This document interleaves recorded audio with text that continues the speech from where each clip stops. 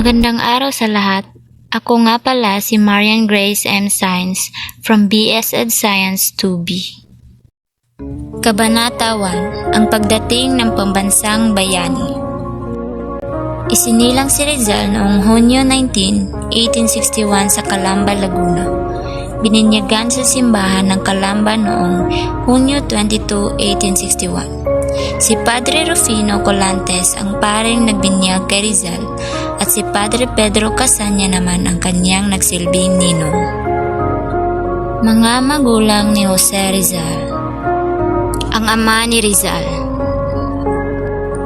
Ipinanganak noong Mayo 11, 1818. Nag-aral ng Latin at Pilosopeya sa Kolehiyo ng San Jose. Lumipat ng Calamba, Laguna upang maging kasama sa hasyendang Dominicano sa Calamba. Namatay noong Enero 5, 1898. Ang ina ni Rizal, Teodora Alonso. Ipinanganak noong Nobyembre 8, 1826 sa Maynila. Nag-aral sa Kolehiyo de Santa Rosa. Mayroong interes sa literatura at mahusay sa wikang Espanyol. Namatay noong Agosto 16, 1911. Mga magkakapatid. Saturnina. Panganay, palayaw ay neneng. Ikinasal kay Manuel T. Higaldo ng Tanawan, Batangas. Pangalawa, Pasiano. Nakatatandang kapatid at nakatapatang loob ni Rizal. Pagkaraang bitayin ang kababatang kapatid, sumapi siya sa Rebolusyong Pilipino at naging general. Pagkaraan ng revolusyon, nagretiro siya sa kanyang bukid sa Los Baños, kung saan siya naging magsasaka at namatay noong Abril 13, 1930. Isang matandang binata sa edad na 70. May dalawa siyang anak sa kanyang kinakasama, Severina de Sina, isang babae at lalaki. Itinuring na ikalawang ama ni Pepe na hinihingan niya ng payo't iginalang ng lubos. Binigyan siya ng buhay ni Pepe sa kanyang akdang Noli Me Tangere bilang Pilupso Potasio. Pangatlo, Narcisa, palayaw, Sisa. Kinasyal siya kay Antonio Lopez, pamangkin ni Padre Leoncio Lopez, isang gasa Morong. Kaapat, Olimpia, palayaw, Hipia. Ikinasal siya kay Silvestre Ubaldo, isang operator ng telegrupo mula Maynila. Ikalima, Losya. Kinasyal siya kay Mariano Herbosa ng Calamba, na pamangkin ni Padre K. 1889, namatay sa Herbosa sa Calira at itinanggi sa kanyang isang Kristiyanong libing dahil bayaw siya ni Dr. Rizal. Ika-anim, Maria, palayaw, Biang. Kinasyal siya kay Daniel Faustino Cruz ng Binyan, Laguna. Ikapito, Jose, palayaw, Pepe. Habang distrado sa dapitan, makisama siya kay Josephine Brakin, ang Irlandes mula Hong Kong. Nagkaanak siya rito ng lalaki, ngunit ilang oras lamang nabuhay ang sanggol. Pagkapanganak, pinangalan siyang Francisco ni Rizal, sunod na ngalan ng ama, at inilibing siya sa dapitan. Pangwalo, Concepcion, palayaw, Concha. Namatay siya sa sakit na edad na 3. Ang kanyang pagkamatay ay unang kalungkutan na naranasan ni Rizal. Pangsiyam, Josefa, palayaw, Panggoy. Namatay siyang matandang dalaga, edad na 80. Ikasampo, Trinidad, palayaw, Trining. Namatay rin siyang isang matandang dalaga noong 1851 sa edad na 83. Ikalabing isa, Soledad, bunso sa magkakapatid, palayaw, Chuleng. Ikinasal siya kay Pantaleon Quintero ng Calamba. Mga ninuno. Ninuno sa ama. Domingo Lamio Mercado, napangasawa si Inez de la Rosa, naging anak si Francesca Mercado, at napangasawa si Cerilia Bernacha, naging anak si Juan Mercado, at at napangasawa si Cerilia Alejandro at naging anak si Francisco Mercado at napangasawa si Teodora Alonzo at naging anak si Jose Rizal. Ninuno sa ina: Eugenio Orsua, napangasawa si Benigna at naging anak nila si Regina, na naging asawa ni Manuel D. Quintos at naging anak nila si Brigida, na napangasawa ni Lorenzo Alberto Alonzo at naging anak nila si Teodora Alonzo, at napangasawa si Francisco Mercado at naging anak nila si Jose Rizal. Pamilyang Rizal. Ang kabuhayan ng pamilya. Ang pamilya ay kabilang sa pangkat na prinsipalya at isa sa mga kinilalang pamilya sa Calamba. Ang ama ay nangungupahan sa lupain sa pag-aari ng hasyenda ng mga Dominikano sa Calamba at tinataya na ang kanyang lupang sinasaka ay umaabot ng 600 na hektarya. Ang lupa ay tinataniman ng palay, mais, tubo. Maliban sa pagsasaka, ang pag-aalaga ng hayop ay isa sa kanilang mga hanap buhay. Ang ina ni Rizal ay mayroong isang tindahan sa ilalim ng kanilang bahay. Gilingan ng trego para maging harina at gawaan ng hamon. Ang pamilya ay isa sa mga unang nakapagpagawa ng bahay na bato sa Calamba. Nagmamay-ari sila ng isang karwahe na isang karangyaan sa panahong iyon. Mayroon silang isang aklatan sa bahay na naglalaman ng 1,000 aklat. Naipadala ng mga Rizal ang kanilang mga anak sa Maynila para mag-aral. Ang tahanan ng mga Rizal. Ang bahay ng mga Rizal ay gawa sa bato at matitigas na kahoy at ito ay nakatayo na malapit sa simbahan ng Calamba. Ang paligid ng kabahayan ay natataniman ng mga punong atis, balimbing, chiko, makopa, papaya, santol, tampoy at iba pa. Ang bakura ng bahay ay naging alagaan ng mga manok at pabo. Magandang araw sa lahat. Ako si Jean Carmel Tia Nievesa. Ang aking paksa ay tumatalakay sa kabataan ni Rizal sa Calamba. Sa paksang ito, ating tatalakayin ang mga kaganapan sa kabataan ni Rizal. Ipinanganak si Rizal noong June 19, 1861 sa Calamba, Laguna. Siya ay ikapitong anak ni Francisco Mercado at Teodora Alonzo. Dito ay ginugol ni Rizal ang taon ng pagkabata bago magsimula sa pakikibaka sa kalayaan ng Pilipinas. Muntik nang ikamatay ng kanyang ina ang pagpapanganak sa kanya dahil malaki ang kanyang ulo. Si Jose ay may lahing Inchek dahil ang kanyang lolo ay isang Inchek na si Domingo Lamco. Pepe ang bansag sa kanya.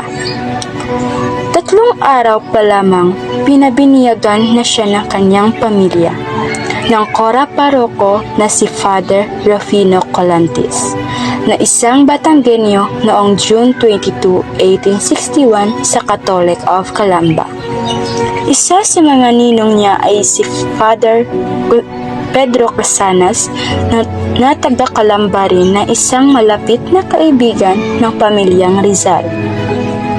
Winika ni Padre Pedro na alagaan ninyo ang batang ito dahil balang araw ay magiging dakila siya. Dahil napansin niya na malaki ang mga hugis ng ulo ni Jose. Hindi naman nagkamali ang padre dahil sa kasalukuyang tanyag ang pangalan niya sa Pilipinas maging sa ibang bansa. Ang parokya kung saan inilathala ang mga dokumento at mga baptismal record ni Rizal ay nasunog noong September 28, 1862. Rizal's Family Garden. The first memory of Rizal in his infancy was his happy days in garden when he was 3 years old. Ginawan siya ng kanyang ama na isang maliit na kubo upang doon siya makapaglaro tuwing umaga. Si Rizal ay mahina, sakitin at hindi binayaan ng tangkad. At dahil napansing mahina ang kanyang katawan, siya ay palaging nasa bahay lamang. Doon, natutunan niyang mahalin ang kalikasan dahil tinuruan siya ng kanyang tiyuhin na si Manuel Alberto at ang kanyang tiyuhin naman na si Gregorio, isang scholar. Ay tinatak sa kanyang isipan ay ang pagmamahal sa pag-aaral. Angela's prayer by nightfall. Rizal's mother gathered all the children at the house to pray Angelus. Ito ang isa sa mga bagay na madalas at paboritong gawin ni Rizal. Isa sa mga hilig ni Rizal noong kabataan ay pumunta sa simbahan at dumalo sa mga nobena at relihiyosong prosesyon.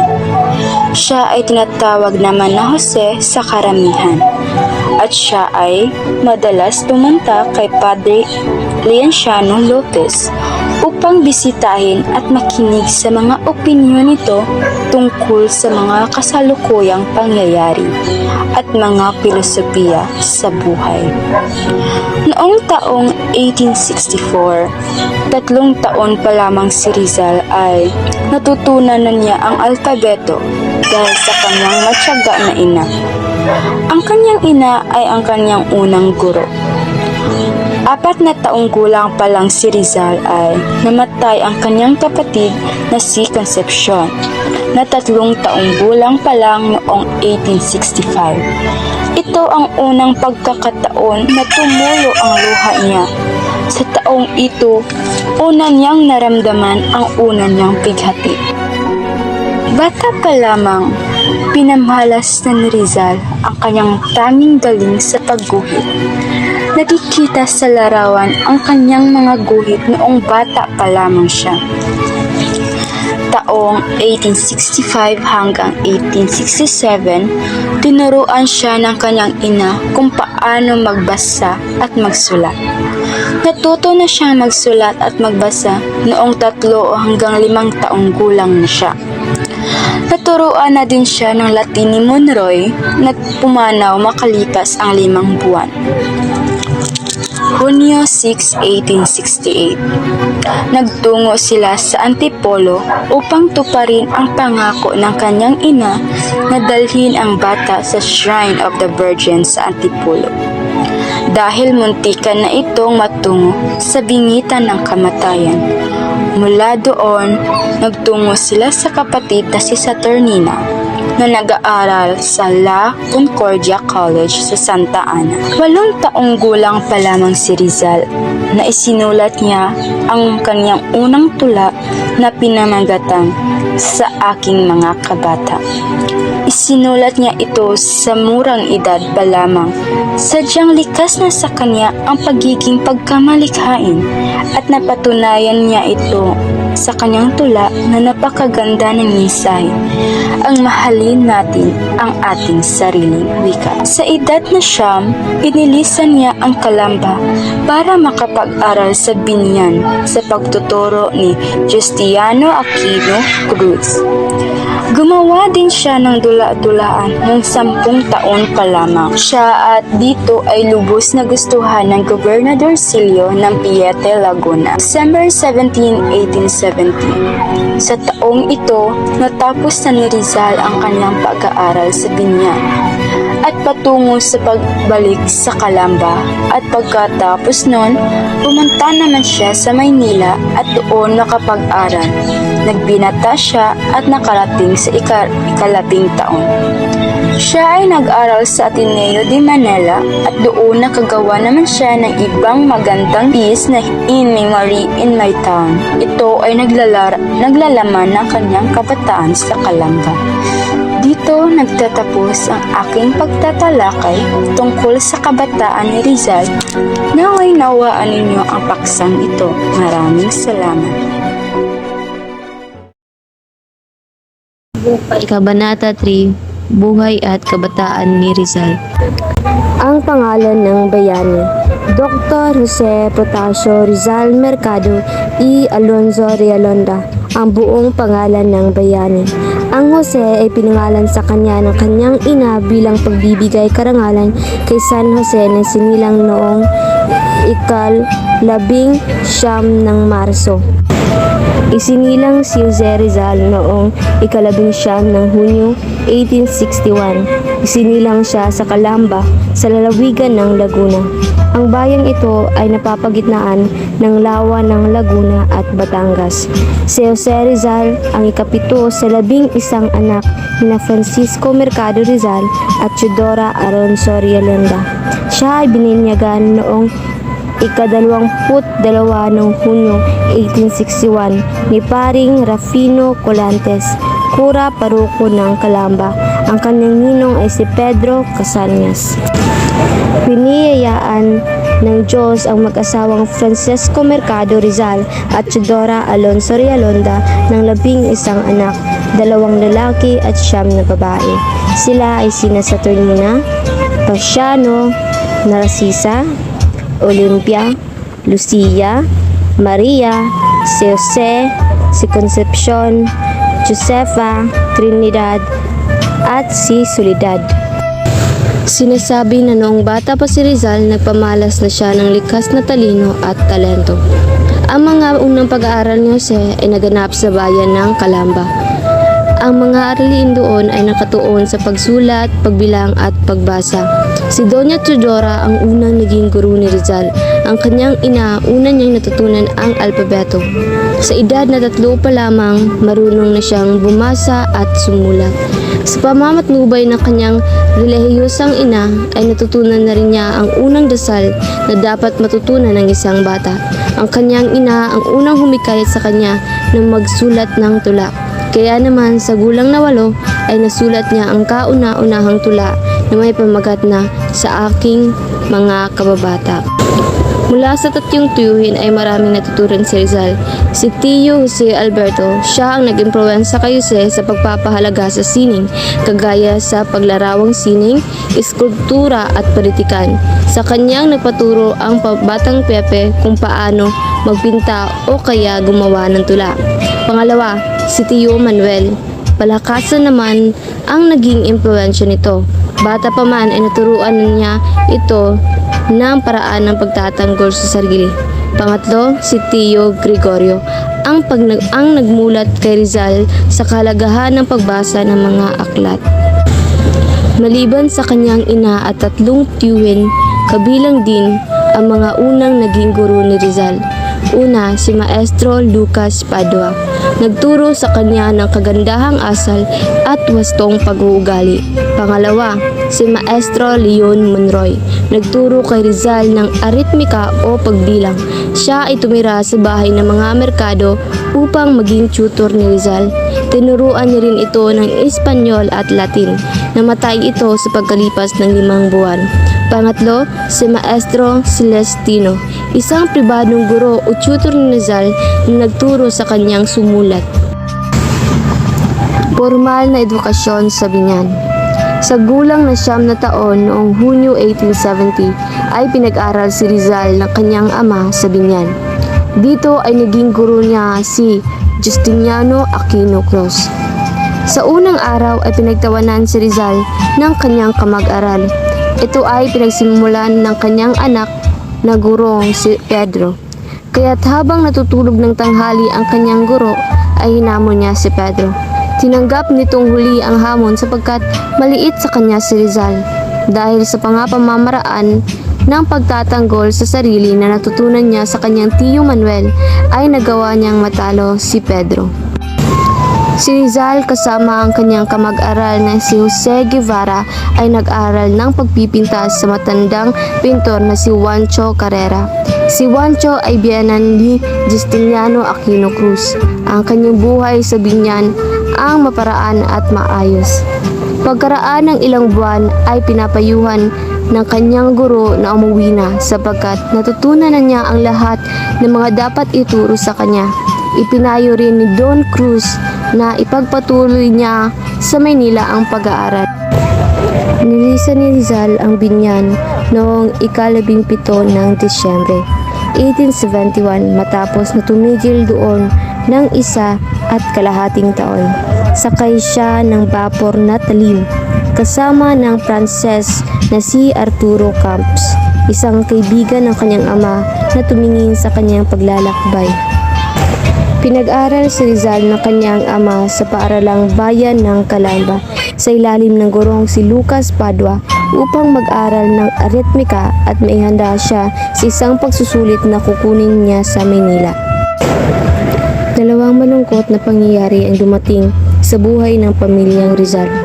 Si Doña Teodora ay pinanatangang tumulong sa kanyang kapatid na si Jose Alberto sa balak na paglaso ng asawa nito. Hindi na nakabangon sa kalungkutan ang kanyang pamilya dahil sa pagkabilanggo ni Doña Teodora nang magkaroon ng himagsikan sa Cavite noong Enero 20, 1872 at ito ay sinundan ng pagkagarote noong Pebrero 17, 1872 sa tatlong paring martir na sina Gomez, Burgos at Zamora. Ang kawalang katarungan ng pagkakapatay ng tatlong pari ay bagay na dumilig sa binhi ng hangarin ng batang si Rizal na kabakahin ang kasamaan ng kanyang panahon. Edukasyong sekundarya, kasaysayan ng Ateneo.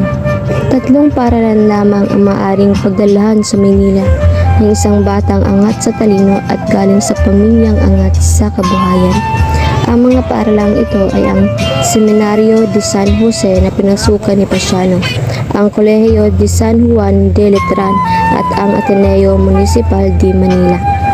Napagpasyahan ni Don Francisco na pag-aralin si Rizal sa huli. Ang Ateneo ay pinatakbo ng isang orden sa Latin ng Societas de Jesus o Society of Jesus na mas kilala sa tawag na Jesuita. Itinatag ni San Ignacio Lopez ng Loyola Espanyol Orden noong 1534. Unang dumating ang mga Jesuita sa Pilipinas noong 1581. Ika-10 ng Disyembre 1859 nang sinalin sa kanilang pamamahalaang ayuntamiento ng publikong Eskwela Municipal de Manila.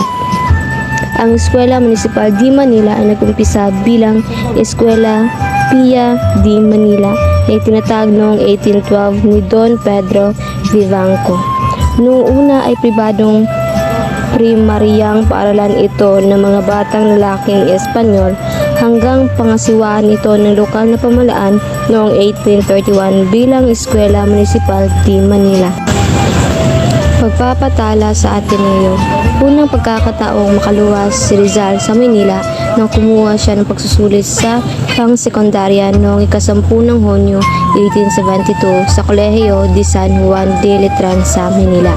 Isa ito sa mga lugar na pinagkukunan ng pagsusulit para sa iba't ibang paaralang sekundarya sa Pilipinas na itinakda ng Secretary General noong ng Universidad de Santo Tomas na si Don Antonio Estrada.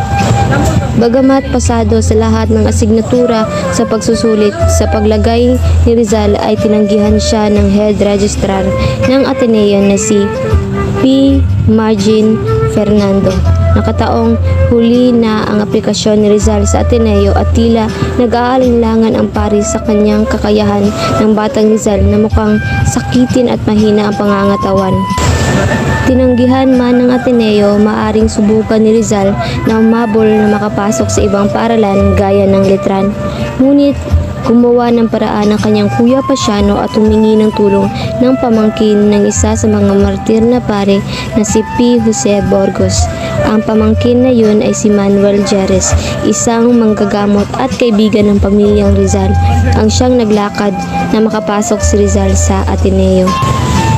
Nagsimulang pumasok sa klase si Rizal sa Ateneo noong ika-26 ng Hunyo 1872 sa gulang na 11. Nanuluyan siya ng libre sa bahay ng isang nagngangalang titay sa Santa Cruz, Manila bilang kabayaran sa utang na 30 daan ng matandang dalaga sa mga magulang ni Rizal.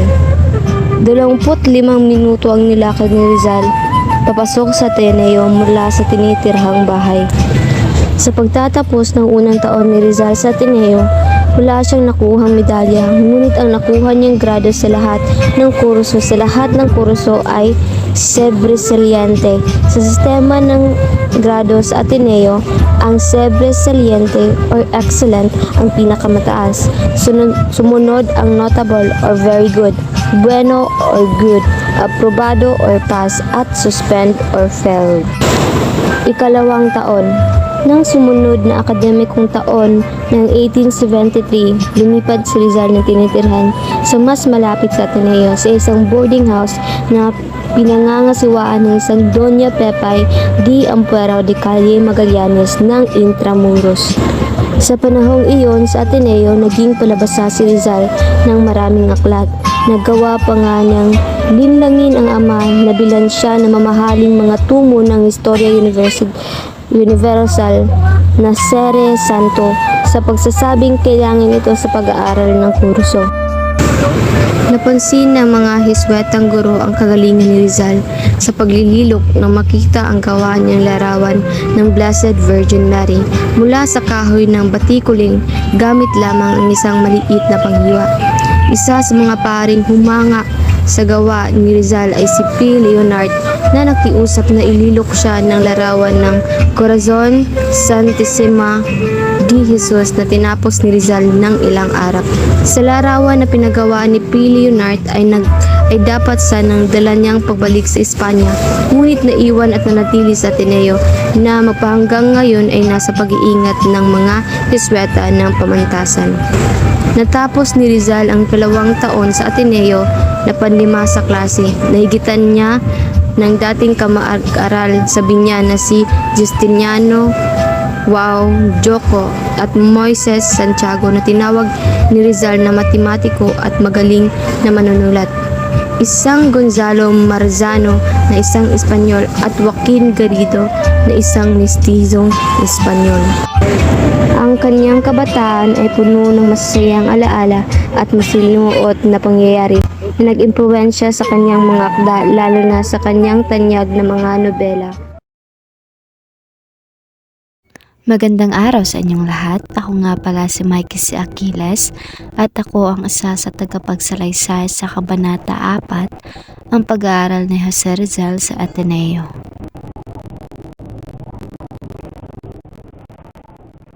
Si Jose Rizal ay ipinadala sa Maynila. Nag-aral siya sa Ateneo Municipal, isang kolehiyong nasa pamamahala ng mga Hiswetang Espanyol. Ang kolehiyong ito ay mahigpit na karibal ng kolehiyo ng Sanliteranan ng mga Dominiko. Dating tinawag na Eskwela Pia, napalitan at naging Ateneo Municipal at kinalaunay tinawag na Ateneo de Manila. Pumasok si Rizal sa Ateneo noong Hunyo 10, 1872. Nagpunta si Rizal kasama si Pasiano sa Maynila upang kumuha ng eksamen sa kolehiyo ng San Juan de Letran. Naipasa niya ang eksamen, ngunit nagbago ang isip ng kanyang ama at nagpa siyang pag-aralin ito sa Ateneo. Sa kanilang pamilya, si Jose lang ang unang gumamit ng apelyidong Rizal. Ang kolehiyo ng Ateneo ay nasa Intramuros sa loob ng mga pader ng Maynila. Pero si Jose ay nangungupahan sa isang bahay sa labas ng pader sa Calle Carallo, mga 25 minutong paglalakad mula sa kolehiyo. Ang sistemang pang-edukasyon ng mga Hisweta. Ang sistema ng edukasyon ng mga Hisweta sa Ateneo ay sinanay nila ang mga estudyante sa pamamagitan ng disiplina at instruksyong panrelihiyon. Itinaguyod nito ang kulturang pisikal, humanidad, at siyentipikong pag-aaral. Bukod sa kursong pang-akademiko tungo sa Bachelier ng Sining, may kursong bukasyonal din gaya ng agrikultura, komersyo, pagmemekaniko, at pagsasarvey. Ang mga estudyante ay nahahati sa dalawang pangkat. Ang una ay ang Imperyo Romano na binubuo ng mga internos at ang ikalawa ay ang Imperyo Carthagena na binubuo naman ng mga externos. Ang pinakamahusay na estudyante sa bawat imperyo ay tinatawag na emperador. Pangalawang pinakamahusay naman, tribuna. Pangatlo, decurion. Pang-apat, centurion.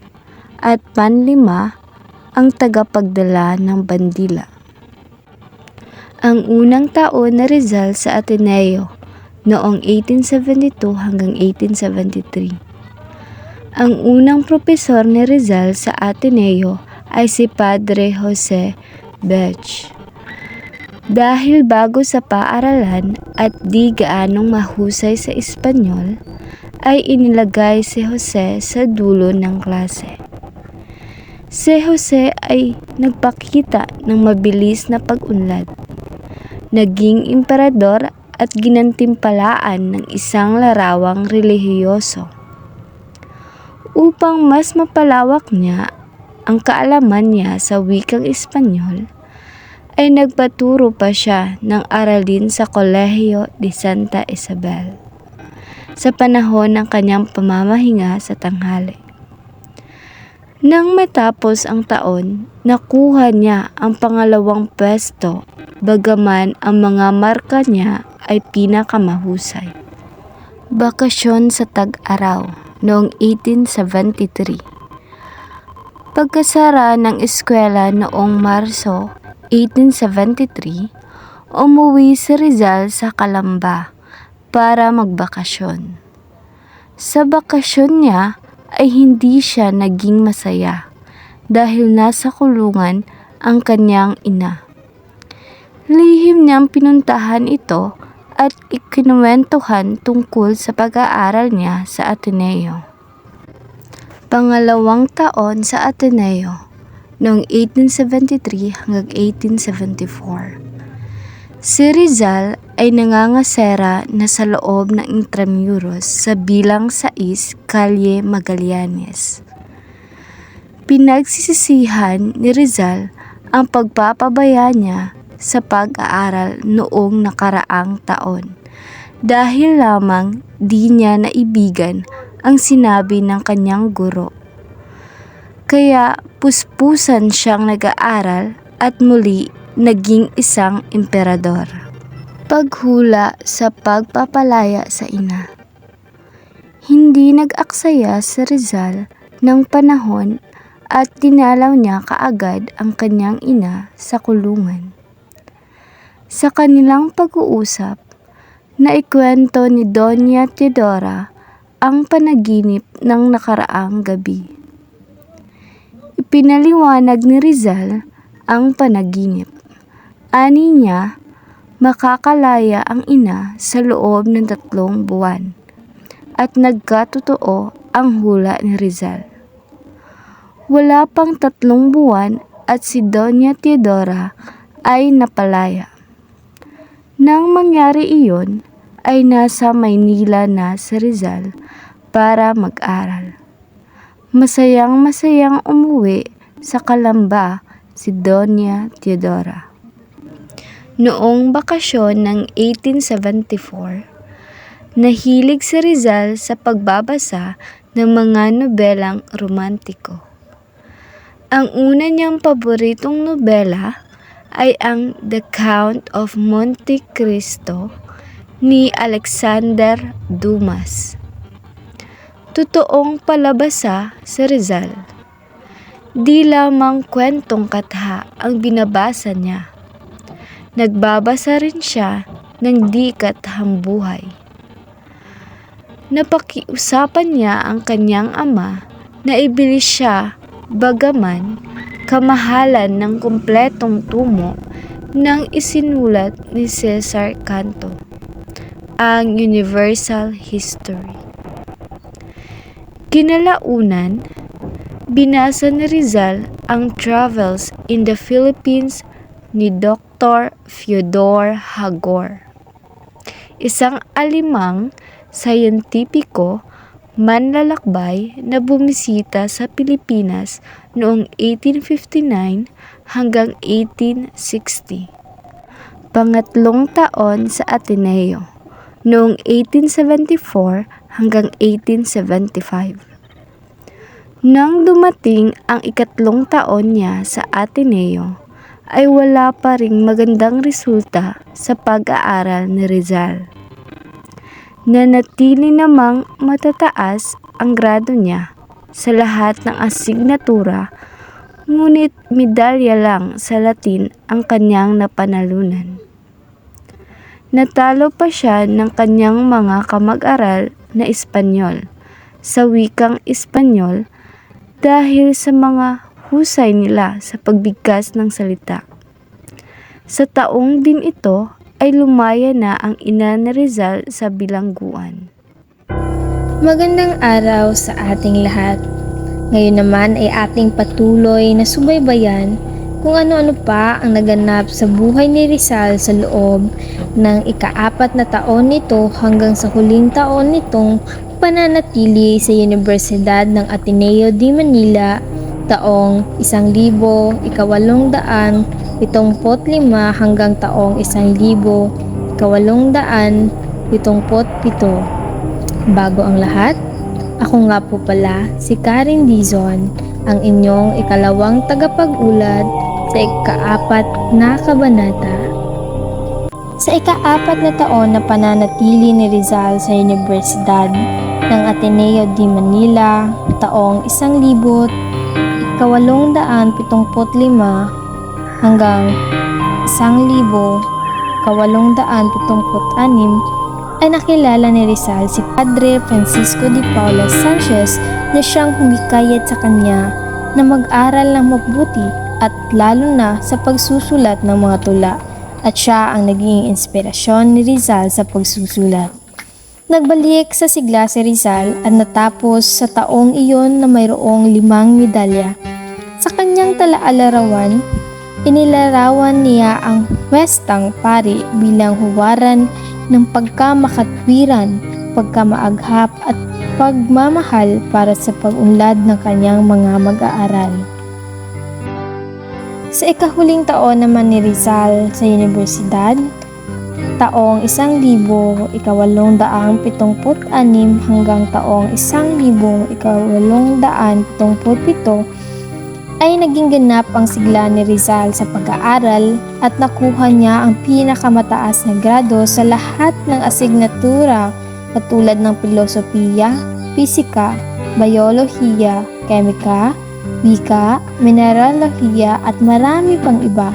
Bukod pa rito, si Rizal ay nagkamit ng degree ng bachelor sa sining na may pinakamataas na karangalan.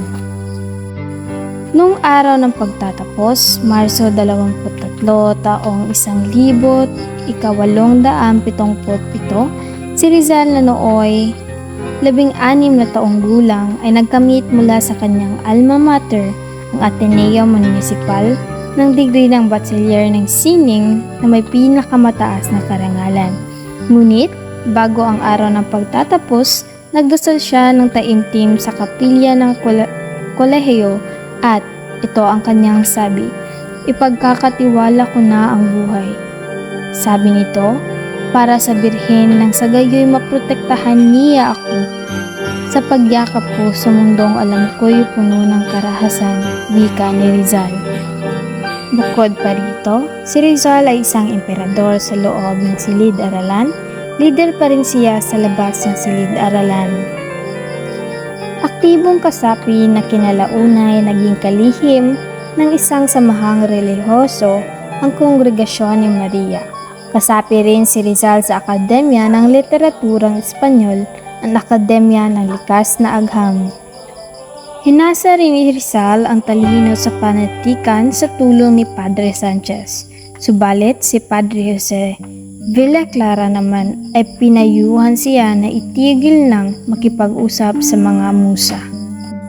Bukod pa rito'y, nag-aral rin si Rizal ng pagpipita sa tulong ni Agustin Saez at eskultura sa bantog na eskultor na si Romualdo de Jesus. Naglaan rin ng panahon si Rizal para sa palakasan sa pag-aaral ng gymnastic at pag-eeskrema. Mga estatwang ginawa ni Rizal sa Ateneo. Napahanga ni Rizal ang mga westang propesor sa Ateneo sa kanyang talino sa sining. Umukit ng imahe ng Birheng Maria si Rizal mula sa kahoy ng batikuling. Si Padre Leonard ay humiling naman kay Rizal na siya ipag-ukit dito ng imahe ng Sagradong Puso ni Jesus.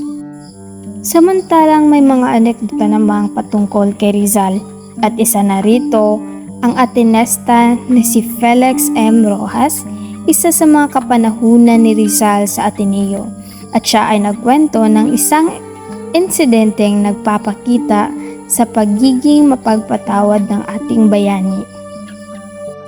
Isa pang anekdota ay ikinuwento ni Manuel Burgos, may bahay sa inuupahan ni Rizal bago ito naging interno sa Ateneo. Ang anekdotang ito naman ay nagpapakita ng pagiging matulungin ni Rizal kahit na isa lang pa ang sarili sa panganib. Mga tulang isinulat ni Rizal sa Ateneo. Una rito ay may Primera Inspirasyon na may saling Aking Unang Inspirasyon. Ito ang pinakaunang tulang na isulat ni Rizal sa Ateneo. Samantalang sa taong 1875 ay sumulat si Rizal ng 4 na tula. Una rito ay ang Felicitasyon o may salin na ibig sabihin ay pagbati. Pangalawa, El Embarque Hemo y la Flota de Magallanes na may saling ang paglisan, himno para sa Flota ni Magellan.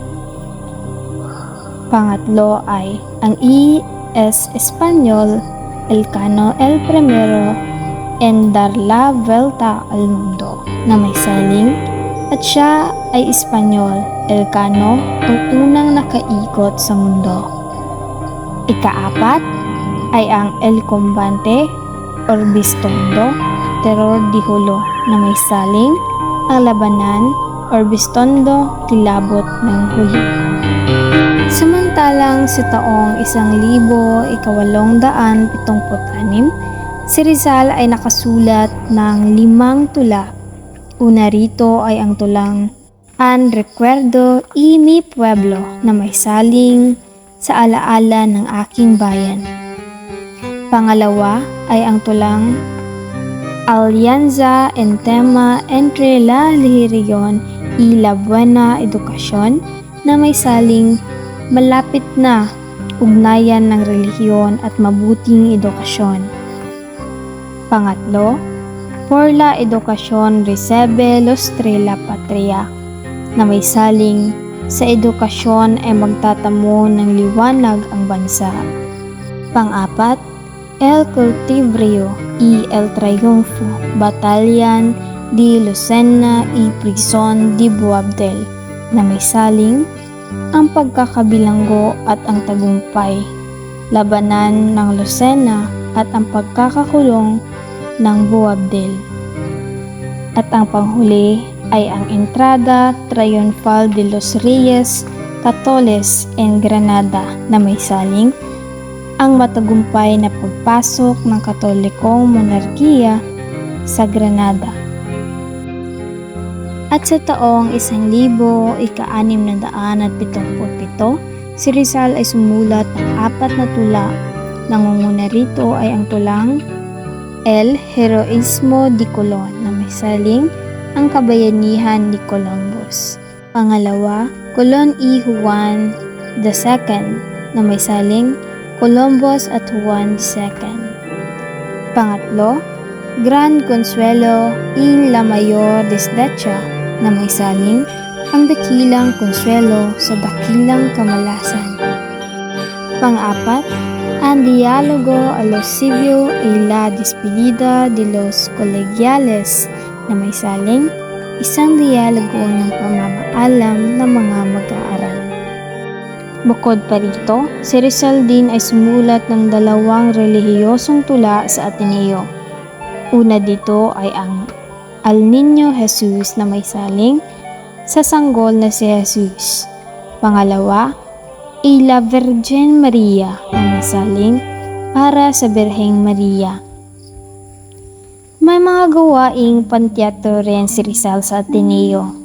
Isa na rito ay nang humiling si Padre Sanchez na sumulat si Rizal ng isang dula batay sa tulang pasalaysay ni San Estacio Martir na pinamagatan namang San Estacio Martir. Sunod naman ay ang kwento ng unang pag-ibig ni Rizal. Pagkaraan ng kanyang pagtatapos sa Ateneo, si Rizal na nooy 16 na taong gulang ay unang umibig. Ang babaeng ito ay si Segunda Katigbak, isang magandang Batanggenyang babae na 14 na taong gulang lamang. Isang linggo, binisita ni Rizal ang kanyang lola at isang mga panauhin ng kanyang lola ay si Segunda Katigbak.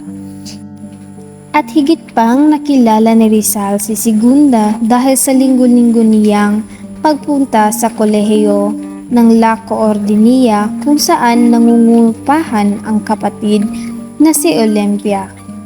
Ang pag-ibig nila ay masasabing pag-ibig sa unang tingin or love at first sight sa English. Ngunit wala na itong pag-asa sa simula pa lang dahil naipagkasundo na si Segunda na magpapakasal sa kababayan niya na si Manuel Luz. Samantalang sa kabilang banda, sa pagbabalik tanaw sa pagkakaipit ng kanyang ina, sinabi ni Rizal, "Walang katarungang kinuha sa amin ang aming ina, kinuha nino ng mga lalaking itinuring naming kaibigan at pinakaharapang bilang mga panauhing pangdangal. Nalaman naming nagkasakit ang matandang ina habang siya ay malayo sa amin.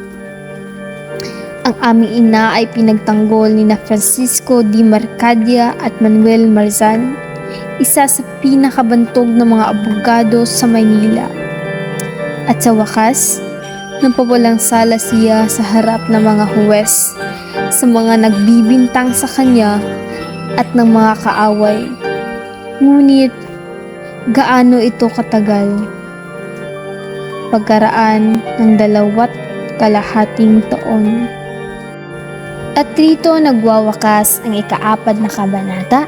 Maraming salamat sa inyong pakikinig at ang aking dalangin kayo ay may natutunan sa ating kwento. Maraming salamat at mabuhay. Chapter 5, Medical Studies at the University of Santo Tomas, 1877 to 1882. Mother's Opposition to Higher Education. Si Doña Teodora ay hindi sumangayon sa ideya ng pagpapadala kay Rizal sa UST para sa mas mataas na edukasyon dahil alam niyang nangyari sa Gomborza at maaaring putulin ang ulo ni Rizal kung siya ay mas marami pang matutunan. Nagulat si Rizal sa pagtutol ng kanyang ina na isang babaeng may edukasyon at kultura. Rizal enters the university. Abril 1877. Nag-enroll si Rizal sa Universidad ng Santo Tomas. Siya ay kumuha ng filosofiya at may 2 dahilan. Una, gusto ito ng kanyang ama at pangalawa, siya hindi patiya kung anong karera ang susundan. Unang taon, 1877 to 1878, nag-aral si Rizal ng cosmology, metaphysics, theodicy at kasaysayan ng filosofiya sa UST.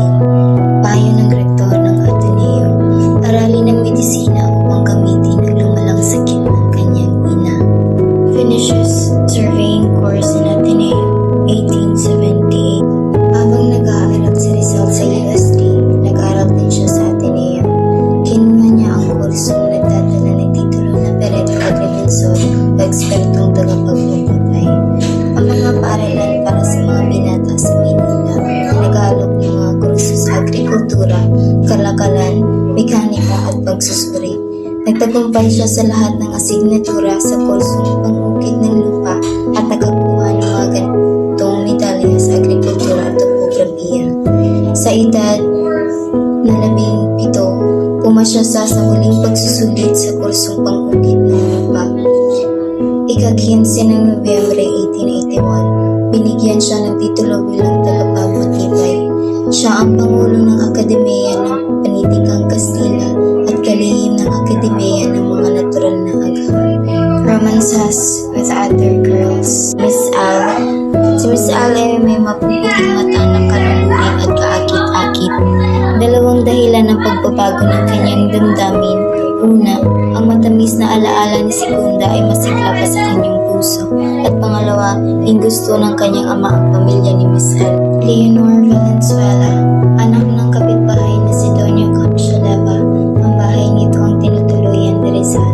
Matangkad na babae na may mahalagang asal. Ang pet name nito ay Orang. Inisan ni Rizal ang kanyang mga lihim na mensahe kay Orang gamit ang di pandinig na tinta.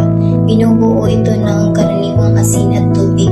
Itinuro niya kay Orang ang lihim na paraan sa pagbasa ng anumang sulat na di sinulat sa di panintig na tinta sa pamagitan ng pag-init nito. Leonor Rivera, ang pinsan ni Rizal mula sa Camille. Ipinanganak si Camille Tarlac ng Opera Outside 1867. Isang mag-aaral sa La Condoria College kung saan nag-aaral ng kapatid na Rizal na si Soledad. Isang may lihim maganda na tulad ng isang umuuspong na bulaklak na may mga mabait at malungkot na mata. Naging magkasintahan sila. Sa kanyang mga lihim kay Rizal, pumirma si Leonor ng kanyang pangalang Taimis upang itago ang kanilang maslimuot na ugnayan mula kasi ng mga magulang at kaibigan. Victim of Spanish officers' brutality. Isang madilim na gabi sa Calamba noong bakasyon ng tag-init ng 1878, habang naglalakad si Rizal sa kalsada, siya'y biglang naaktasan ng isang lalaki na hindi niya kilala, isang tenyente ng Guardia Civil. Hindi niya ginampanan ang paggalang at pagbati ng daanin ng lalaking ito. Sa galit, biglang bumalik sa kanya ang lalaki, hinila ang kanyang tabak at mabrutal na inilihan ang kanyang likuran. Binahagi ni Rizal ang insidenteng ito kay General Primo de Rivera, ang gobernador general ng Pilipinas sa panahon iyon. Ngunit walang nangyari dahil siya ay isang Indio at ang nasagot ay Kastila. Sa lihim ng Blooming Street noong Marso 21, 1877, iniguran ni Rizal, "Ako sa gobernador general, ngunit hindi ko nakamit ang katarungan. Nagtagal ang aking sugat ng 2 linggo." Magandang araw sa iyong lahat. Ako si Rosel Mariando, ang magpapatuloy sa Kabanata 5, ang Medical Studies at University of Santo Tomas. To the Filipino Youth on 1879, pagtungtong ng edad na 18 anyos, si Rizal ay nagsumita ng kanyang tula na pinamagatang A la Juventud Filipina. Isang lupon ng mga hukom na binubuo ng mga Kastila ang nagbigay ng unang gantimpala kay Rizal na may kalakip na pilak na panulat na hugis balahibo at may disenyo na gintong laso. Nakiusap si Rizal sa mga kabataang Pilipino na bumangon mula sa pagkatamlay at hayaan ang kanilang henyo na lumipad ng mas mabilis kaysa sa hangin at bumaba kasama ng sining at agham, upang putulin ang mga tanikala na matagal nang nagbigkis sa diwa ng mga tao. Ang mga dahilan kung bakit naging klasiko sa panitikan ng Pilipinas ang tula ni Rizal ay una, dahil ito ang unang mahusay na tula sa Espanyol na isinulat ng isang Pilipino na ang mereto ay kinilala ng panitikan ng Espanyol, at pangalawa, dahil ipinahayag ito na sa unang pagkakataon ang makabansang konsepto na ang Pilipino ay ang patas na pag-asa ng bayan. The Council of Gods in 1880 sa Artistic Literary Lyceum ay nagbukas ng panibagong patimpalak sa panitikan para sa kapwa Pilipino at Espanyol upang gunitain ang ika-4 na sentenaryo ng pagkamatay ni Cervantes, ang pinarangalan na Man of Letters ng Espanya at sikat na may akda ng Don Quixote. Nagsumiti si Rizal ng isang allegorical na dula na pinamagatang El Consejo de los Dioses o ang Konseho ng mga Diyos, at natanggap niya ang unang gantimpala na isang gintong singsing kung saan nakaukit ang abala ni Cervantes. Other literary works: Junto al Pasig o Sa Tabi ng Pasig noong 1880, isang sarsuela na itinanghal ng mga Atenean noong Disyembre 8, 1880 sa taunang pagdiriwang ng araw ng kapistahan ng Immaculate Conception o Patroness of Ateneo. Sa Pilipinas noong 1880 ay may isang soneto na isinulat niya para sa Society of Sculptors. Ad el Aziz noong 1879, isang tulang idiniklara ni Manuel Fernandez noong gabi ng Disyembre 8, 1879 bilang parangal sa patrones ng Ateneo. Al-MRP Pablo Ramon noong 1881, isang tula na kanyang isinulat bilang pagpapahayag ng pagmamahal kay Amang Pablo Ramon. Rizal's visit to Pakil and Pagsanghan. Summer of May on 1881 ay nagpunta si Rizal sa isang peregrinasyon sa bayan ng Pakil na may isang tanyag na dambana ng Birhen Maria de los Dolores. Kasama ni Rizal ang kanyang mga kapatid na babae, sina Saturnina, Maria at Trinidad at ang mga kaibigan nilang babae. Sumakay sila ng kasko o flat-bottom sailing vessel na mula Calamba hanggang Pakil, Laguna, at nanatili sa tahanan ni na Mr. at Mrs. Manuel Regalado na ang anak na si Nicolas ay kaibigan ni Rizal sa Manila. Si Rizal at ang kanyang mga kasama ay nabighani sa sikat na turumba at may mga taong sumasayaw sa lansangan ng panahon ng prosesyon bilang parangal sa mahimalang Birhen Maria de los Dolores. Si Rizal ay naibigan ng isang magandang kalihiyala na si Vicenta Ibardolaza na mahusay tumugtog ng alpa sa tahanan ng Regalado. Ang mga dahilan kung bakit nagtungo si Rizal at ang kanyang mga kasama sa kalapit na bayan ng Pagsangha ay una, ito ang katutubong bayan ni Leonor Valenzuela at pangalawa, upang makita ang sikat na Pagsanghan Falls. Champion of Filipino Students. Naging kampiyon si Rizal sa kanilang pakikipaglaban sa mga hambog na estudyanteng Kastila na mapanlait na tinawag ang kanilang mga kayumangging kaklase na Indio Chongo. Bilang ganti ay tinawag sila ng mga estudyanteng Pilipino na Kastila Bangus. Noong 1880 ay itinatag ni Rizal ang isang lihim na samahan ng mag-aaral na Pilipino sa Universidad ng Santo Tomas na tinatawag nilang kumpanyerismo o comradeship na ang mga membro ay tinatawag na kasama ni Jeho. Ayon sa magiting na general ng Hebreo na lumaban sa mga Armeyan. Mabangis na engkwentro malapit sa eskolta sa Manila kung saan nasugatan si Rizal sa ulo at malambing na hinugasan at binihisan ni Leonor Rivera sa kanyang bahay sa Casa Tomasina. Unhappy Days at the UST. Si Jose Rizal ay hindi nasisiyahan sa Dominican Institution of Higher Learning na ito dahil ang mga Dominican na professor ay ayaw sa kanya at ang mga mag-aaral na Pilipino ay tinatanggi ng mga Kastila dahil sa lahi at mga paraan ng pagtuturo ay hindi na ginagamit at mapaniil. Si Rizal ang pinakamatalino na nagtapos ng Ateneo, ngunit nabigong manalo ng mataas na scholastic honors. Decision to study abroad. Matapos ang ika-4 na taon ng kursong medikal, ay nagpasya si Rizal na mag-aral sa Espanya dahil hindi na niya nakayanan ang diskriminasyon at puot sa Universidad ng Santo Tomas. Hindi siya humingi ng permiso at pagpapala ng kanyang magulang na mangibang bansa at maging ang kanyang minamahal na si Leonor. Yun lang po at maraming salamat.